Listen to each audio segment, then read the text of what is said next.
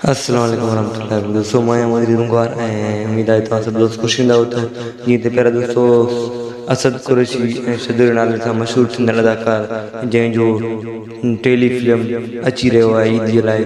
वधीक ॻाल्हि ॿोल शुरू करण खां पहिरियों तव्हां जेकॾहिं असांजे यूट्यूब चैनल ते नया आहियो त महिरबानी करे असांजे यूट्यूब चैनल खे सब्सक्राइब करे घंटी जे बटन ते क्लिक करे नोटिफिकेशन ऑल खे छॾींदा।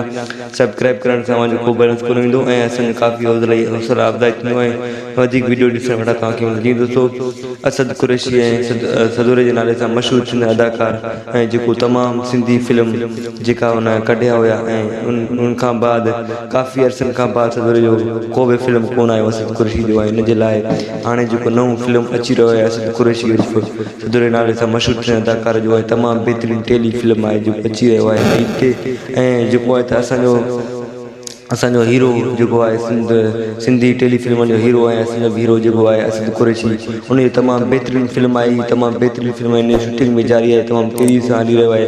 ऐं हीअ फिल्म जेको आहे ईद खां ईद जे ॿिए ॾींहं ते रिलीज़ कयो वेंदो आहे सिंध टीवी जे लाइ। हीअ फिल्म आहे ऐं तमामु बहितरीनु हिन में अदाकार कमु करे रहिया आहिनि असद कुरैशी ऐं ॿियो आहे त निसार शाह ऐं ॿिया बि काफ़ी अब्बास गुल ओढाणो ऐं सतार लाड़ ऐं ॿिया बि काफ़ी मशहूरु अदाकार हिन में कमु करे रहिया आहिनि। हीअ तमामु बहितरीनु सिंधी टेली फिल्म आहे जेको ईद जे ॿिए ॾींहुं रिलीज़ कयो वेंदो आहे। तमामु बहितरीनु एक्टर हिन में कमु करे ऐं असांजो हीरो जेको सिंधी फिल्म जो हीरो आहे असांजो हीरो जेका फिल्म ॾिसंदा आहिनि उन्हनि खे इहा अदाकार असद कुरैशी ऐं सदर नाले सां मशहूरु थियल अदाकार उन्हनि खे ई पसंदि ईंदो। हीअ तमामु बहितरीनु अदाकार तमामु बहितरीनु एक्टर आहे।